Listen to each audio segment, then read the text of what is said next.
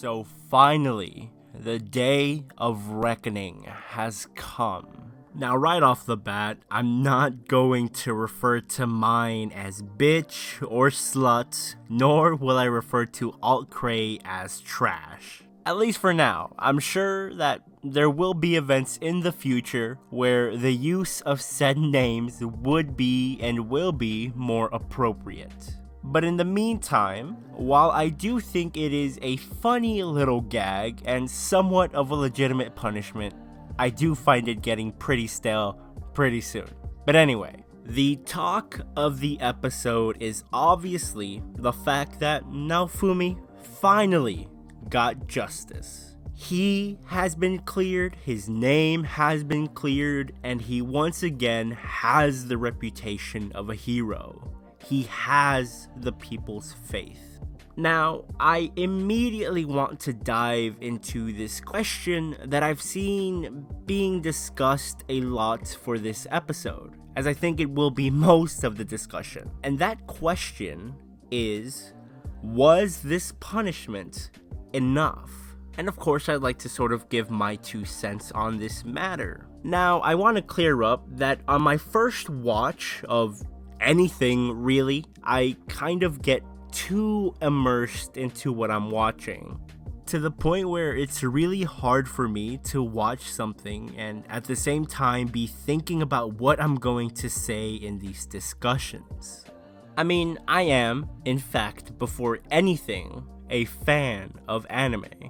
It isn't until I've rewatched the episode once, twice, or maybe even a couple more times and am already cutting down the episode into little 10-ish second clips so I could use for B-roll or reference, that my feelings and thoughts for an episode really start to settle. So now that I've had time to think about my feelings for this episode, a small part of me absolutely loves the fact that this is an incredibly hilarious and degrading punishment, because mine and even alt-cray at times flexed their huge egos. Any chance they got, that power their name possessed was abused. That ego and belief that you are above something or someone simply because of where you rank in the social pyramid, I find ridiculously annoying. I absolutely hate it. And the fact that that power and ego was stripped from them, I mean, they don't even have the name to pretend like they were once of royalty, I find really fulfilling. And other things I thought were interesting in this episode were things like Naofumi having conflicting emotions about what he should do throughout the episode. Naofumi and his sudden change of heart, if you will. Because realistically, I think if any other hero, whether it have been Motoyasu, Ren, or Itsuki, would have been in Naofumi's position, they wouldn't have been able to make the decision that Naofumi did. At least for the reasons I believe Naofumi did so. And that's mainly due to this thing I've been talking about all season.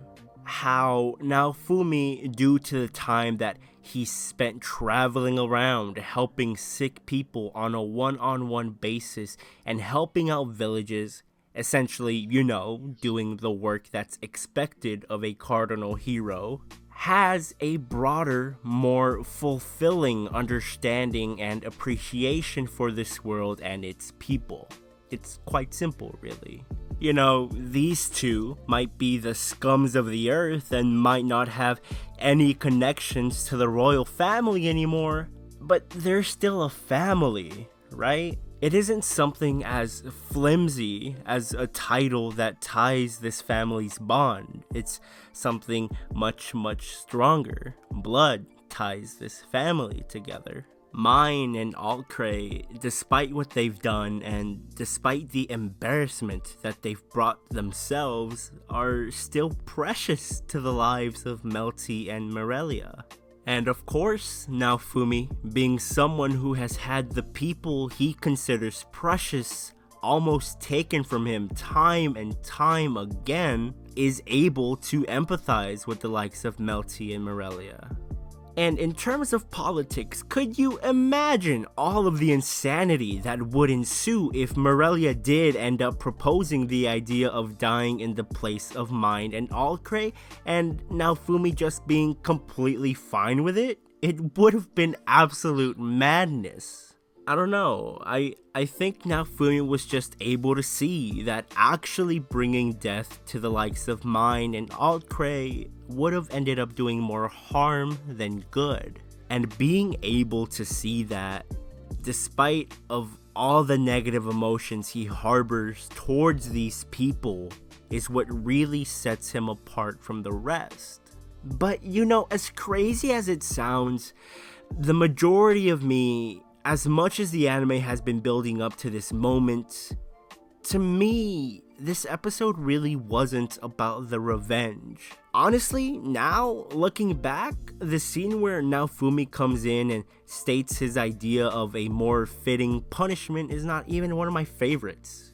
And that's because my favorite bits of this episode were the ones where we see what this series, or at least this portion of it, is supposed to be about. And that is, as the title of the series implies, where we see the rising of Naofumi. Cross my heart, I would have been happy if all that had happened to Mind and Alcree were the stripping of their titles and having them come clean about their lies and conspiracies. No beheading or name change needed, because what's important is that Naofumi will finally be able to go on that adventure he was so excited to go on. And not only will he be accompanied by friends, but most importantly, he'll be accompanied by people he can trust. Naofumi will be able to help Fido become the next Ferolio queen. Naofumi will be able to help Raphtalia become a stronger person who will maybe one day be strong enough to raise her village's flag once again. And Naofumi will finally be able to work towards his goal, which, by the way, is making it back home, at least for now. Listen, I'm not saying it's going to be easy, right? I'm not saying this is the last time Naofumi will get played by Mine, a religious cult, a royalty, or even one of the three cardinal heroes. Not completely sold on them yet. But this is a beginning, a new one where hopefully all of the misfortunes that I'm sure will strike Naofumi and his party are ones that strike due to their own shortcomings and not lies. One where he's hopefully given at least the slightest chance of success, and one where we truly get to see this hero rise the way I'm sure he would have had he been given the chance to do so 20 episodes ago. Now, needless to say, I'm excited to see how this series decides to end things off. With 3 episodes left, I'm actually quite curious to see if they'll end it off in a spot where a second season is clear and necessary, or if they'll end it in a spot that leaves the viewer satisfied with the ending, but still isn't completely conclusive. Sort of like Goblin Slayer's ending, if you watched that. Though I'm leaning more towards this series getting a second season, because if they were going to take the satisfying ending but open to getting a second season route, I think this would have been the perfect place to end it. But hey, as always, these are my thoughts and I'm curious to read yours. If you are an anime only, let me know your thoughts on this episode and any predictions you may have. Kind of a regurgitated question from last episode, but I'm really curious to know what you all think Naofumi and the squad will head out to do next now that all of this is hopefully behind them. And if you've read the manga, light novel, or both, let me know how you felt Kinema Citrus adapted this episode and what parts do you think they could have done a better job with, if any. And feel free to discuss anything I forgot to mention in the comments below. Please like the video if you enjoyed it, it helps the channel out a lot. Feel free to follow me on Twitter, link in the description at ReNetwork without the O. And of course, subscribe to the channel and make sure you hit that bell. That way you make sure you don't miss a video and can continue watching The Rising of the Shield Hero and many other series with me. And with that being said, I hope you have a great rest of your day, and I'll see you all soon. Bye bye.